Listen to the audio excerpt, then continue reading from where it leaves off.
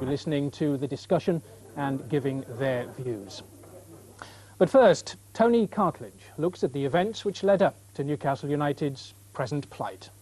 It's up to you now.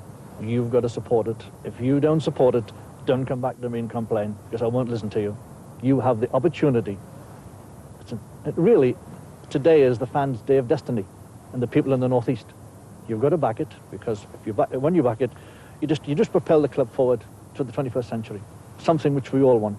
It's a new beginning. John Hall in October 1990, launching the public sale of shares in the club. The right to buy shares was designed to give the fans democracy and the club a sound financial base. Supporters of the issue warned of the dire consequences of failure. If John Hall fails now, Newcastle United fail, and where they go from there, goodness only knows. The rights issue was designed to rescue Newcastle from its past, problems built up over the decades. Now those problems threaten the club's very existence. Football clubs have always had to walk a financial tightrope, balancing the need to pay for ground development with the need to buy and keep good players. It's a balance the three biggest clubs in the North East have had real problems finding over recent years. Sunderland thought they'd found their saviour when Laurie McMenemy arrived in 1985, but he only succeeded in taking them into the third division. Not only did McMenemy leave, but the chairman, Tom Cowie, resigned, making way for a new board under Bob Murray. Despite some cup success this year, Sunderland remained firmly in the second division, and they're currently without a permanent manager. At Middlesbrough, the situation was even worse. The club went bankrupt, and the ground was closed. Eventually, a rescue package was put together, and the club was reformed as Middlesbrough FC 89. Now, Middlesbrough are at least challenging for a first division place. Newcastle, though, are next to the bottom of Division 2. Some of their problems on the pitch may be sorted out quickly, but the club's underlying financial crisis can be traced back for decades. And Melbourne was gone. The glory days of the 1950s brought trophies to St James. Winning the FA Cup 3 times made the club one of the wealthiest in the country. But in following years, that success wasn't built on. The money wasn't used to create a successful team, and it certainly wasn't spent on the ground. By the 1960s, the ground was in a deplorable state. The club was given the honour of being one of the hosts of the 1960s. Things were made worse at this time when Newcastle's directors refused to have anything to do with a pioneering plan which would have seen a continental-style stadium and community sports centre to be run with the city and university. St James was not developed, and the city had to wait for Eldon Square to get its sports centre. The 70s saw a revival of the team under Joe Harvey.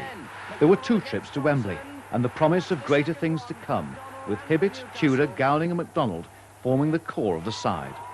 But the 1976 League Cup final defeat by Manchester City proved to be United's last visit to a major final. The very next season, with Malcolm MacDonald sold, Newcastle were relegated. They stayed in the second division till 1984, when Arthur Cox brought together McDermott, Beardsley, Waddle and Keegan. Keegan, Beardsley, Waddle, it's hit the post and Keegan! On a wave of euphoria, they went back to the first division. But it was another false dawn. After Keegan's retirement, the slide began again with Cox's resignation. The arrival of another big-name manager and a Geordie to boot, Jack Charlton, revived hopes temporarily, but Charlton sold star player Chris Waddle, infuriating the fans. The crowd's continual barracking of Charlton's style of football was too much for him, and he walked out. After that, the club merely hung on to a first division place till they were relegated again in 1989. Meanwhile, belatedly, ground improvements were finally getting underway. The Leazes stand, for which plans existed in 1955, was completed in 1985, after Beardsley was sold. But the Leazes and Gallagher ends stayed uncovered. And the new West Stand was only built after the old stand was condemned following the Bradford fire. When the latest homegrown star, Paul Gascoigne, was sold, it was the final straw for many fans. Newcastle have had the most amazingly loyal band of supporters all through the years, when frankly very little was done for them at the ground, very basic facilities, to put it mildly. constant refusal under the previous management to let them have any kind of say in the way the club went, and not much to show for it, for that matter, in terms of trophies and success in the last 15 years or so. So, if after all of that, at the bottom of the second division, they can still get 16 up 20,000 sometimes going along to St James's Park, it speaks volumes for the loyalty of local supporters. But it's time they had something back for that loyalty. The Magpie Group put the board under siege, offering thousands of pounds to buy out the shareholders. After a bitter struggle, the money talked. Sir John Hall joined the board. But when the fans finally got the right to buy shares in the club, the vast majority rejected the chance. The aftermath saw interest payments rising. The vast majority rejected the chance. The aftermath saw interest payments rising and attendances falling, plunging the club further into debt. The chairman, Gordon McKeague, resigned, and the new chairman, George Forbes, didn't last much longer than the average manager. Sir John Hall, who'd left the board for a while, rejoined it last year. Then finally, he took the job he'd always maintained he didn't want. If I sit on my shares, and it's going to make it very easy for me to take over the club, and I don't want to do that, and I don't see anyone else in a position so to do. The new chairman faced an even worse financial crisis, with interest on the club's debts amounting to £2,000 every single day. The club was heading for bankruptcy, owing over £6 million. Despite the gloomy financial situation, the appointment of a footballing legend as manager promised great things again on the pitch at the beginning of this season.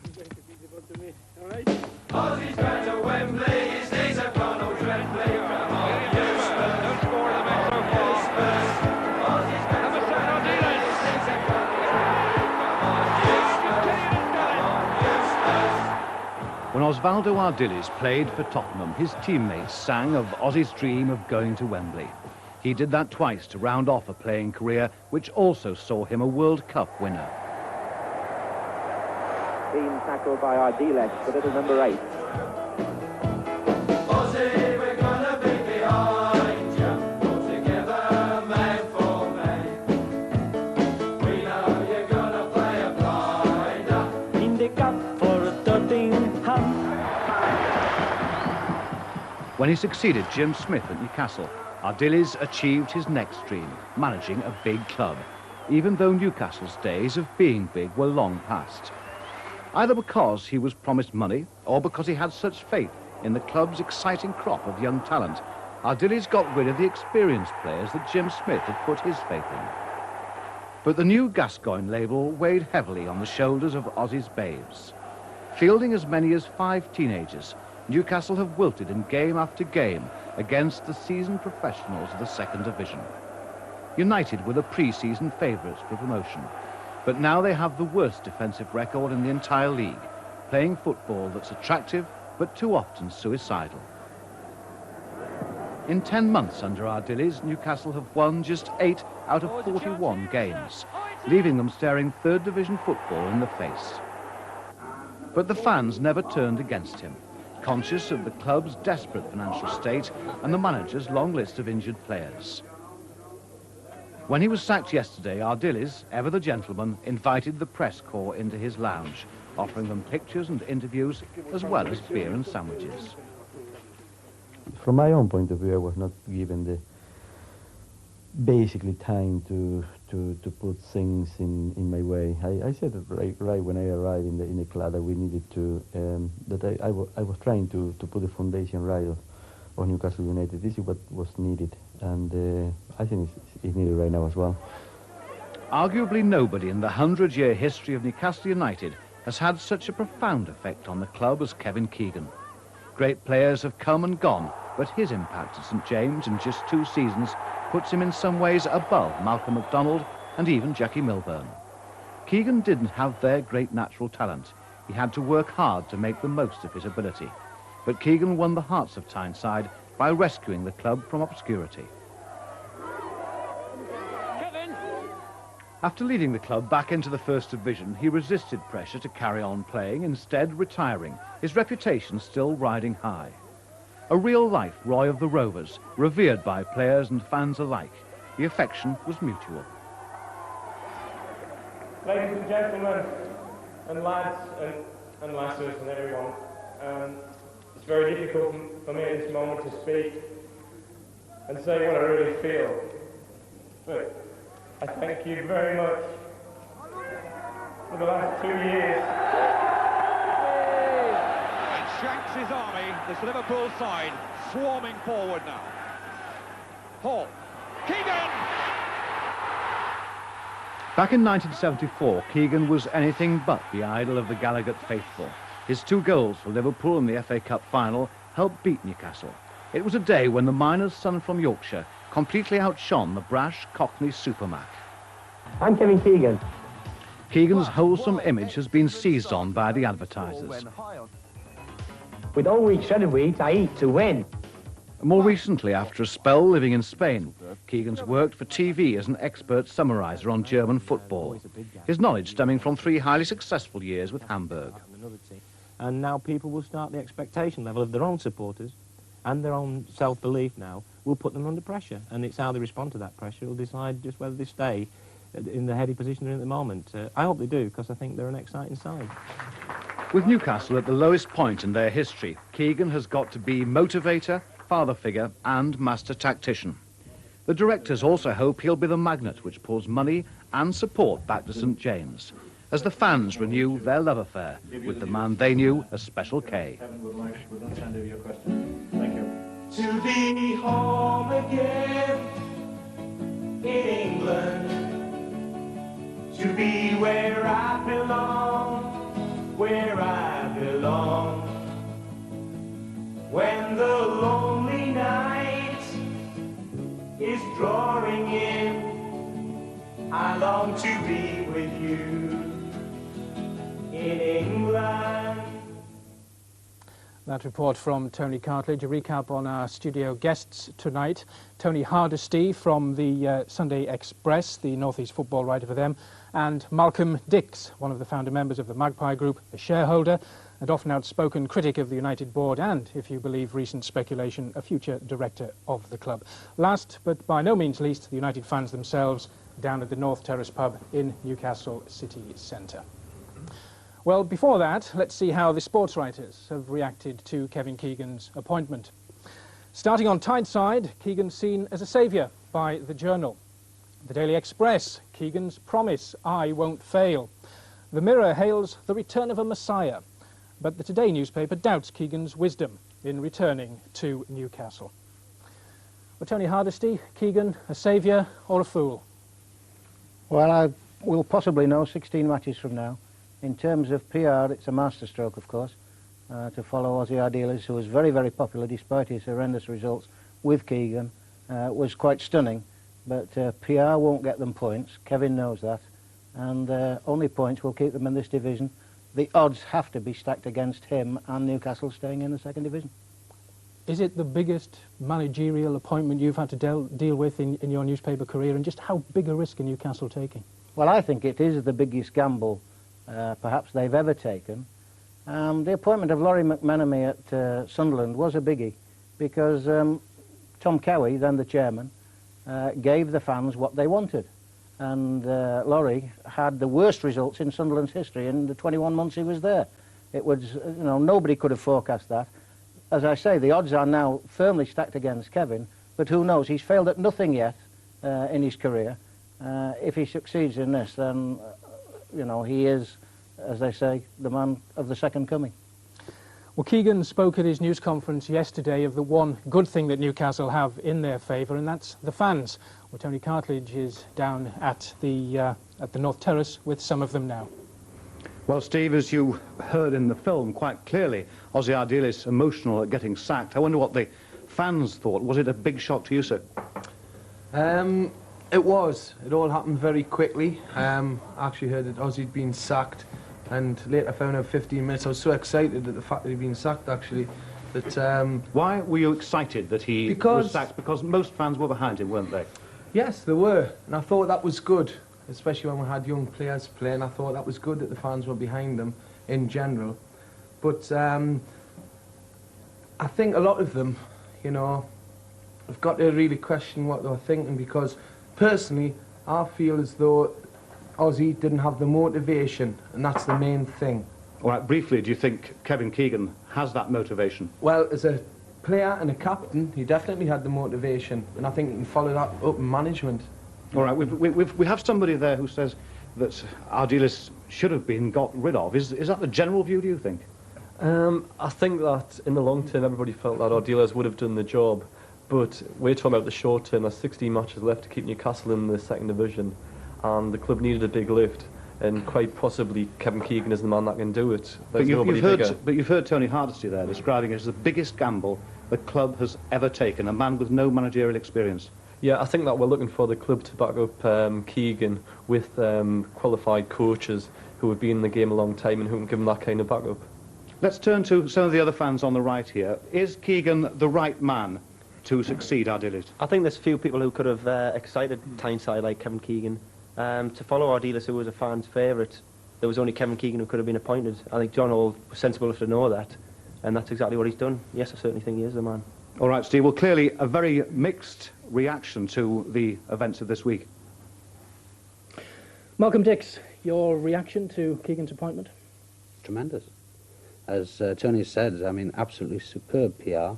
The club needed it. It needs it as far as the finances are concerned, and it most of all needs it as far as motivating the players.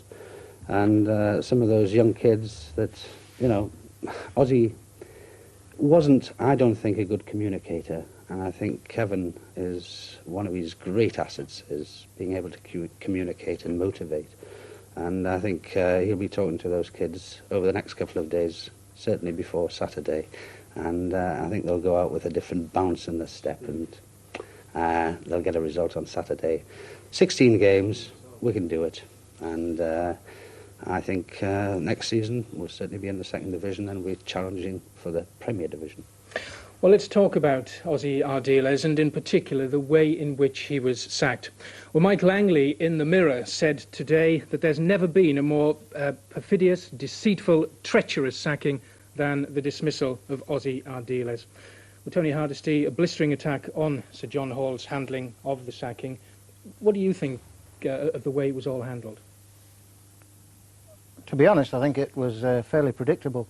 Those of us that were at Oxford on Saturday realised, appreciated that Ozzy Ardiles had come to the end of the line.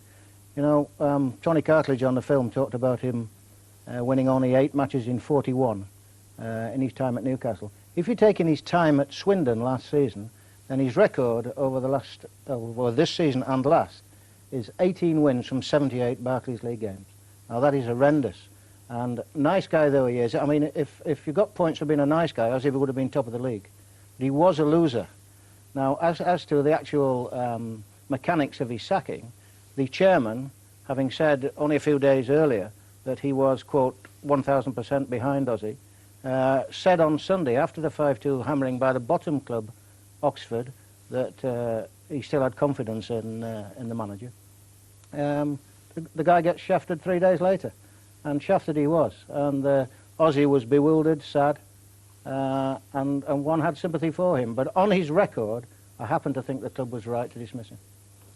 Ardiles always, of course, believed that the fans were 100% behind him. Let's find out if they really were. Tony. Well, we hear there from Tony Hardesty, he uses the word shafted to describe Ardiles' dismissal. I mean, is that something you'd go along with? I think he was given the dirty was certainly done on the man, especially when, I mean, John Hall didn't need to say on Sunday that he was 100% behind him. To get rid of him 3 days later and suddenly bring in Kevin Keegan, he certainly was. He had the dirty done on him. I think time will tell that it was necessary, though. Let me ask the gentleman on your left here. I mean, clearly he was sacked. Clearly he was given a vote of confidence just before he was sacked, but he's got probably £200,000 in compensation. Isn't that just football? That's the way it goes, but it would be interesting to see what support Keegan gets and the support that Ardiles didn't get. Is he going to now get the money provided to buy the players to prop up the team which is suffering the injuries now? Can I ask you, I mean, does it make you a bit cynical about the way football is run, and you obviously support the game every week when this sort of thing happens? It's a hard question to answer that. Really, Ardiles had the time, he didn't do the business, so you've got to get rid of him. And the way Ardiles was sacked, what do you think? Well, it was hard lines for Ozzy, but we've only won 8 games in 40-odd starts with him. But, as everybody keeps saying, we've had horrendous injury problems. Mr. Hall hasn't backed him with cash for players. All right, so they do, I think here, Steve, feel that Ardiles is obviously gone, but he may not have been given a fair crack of the whip. Well, Tony Hardesty, Ardiles was crippled by not having money. The fact that Keegan's here hasn't really altered the situation, although we are told that Keegan will have some money. Ozzy Ardiles was told he'd have some money. Can Keegan succeed with that limited budget where Ardiles obviously was frustrated and couldn't succeed? I think what is clear that with the present squad, with the present players playing squad, then this club is almost certainly doomed to third division football for the first time in its centenary, in its history. And the sad thing is that it is its centenary season. But I'm certain they do have to make money available to Kevin Keegan. The job cannot be done without an injection of experienced players. I think, to be fair to our dealers, perhaps he came to realise that, but at the end, I mean, our dealers said at the start of this season, we will get promotion. And I will accept that he was unlucky with a couple of injuries, particularly with people like Christensen and later Mickey Quinn, John Anderson having to retire, but Andre Ranson.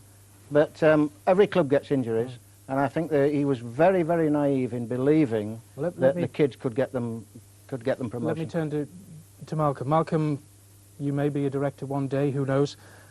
How can Keegan possibly succeed without any money? Well, I think he will get money. I mean, I think money was made available for Ozzy. I mean, the Gittins affair, which was classic cock-up, if you like, meant that money was available. It was John Hole and May Hole's own money that was made available. The package will be in place very shortly, which will create a lot of money for players, for team strengthening. But again, I come back to motivation. I think that Kevin will appoint a good number 2. I think he'll bring in 1 or 2 players, possibly somebody like Glenn Roeder, to strengthen and help the kids. You need a captain. They haven't had a captain, with all due respect to Kevin Scott. He's not a true captain. He's a nice lad, but he doesn't really drive the lads forward, the players forward, and shout at them, and that's what you need, a good captain.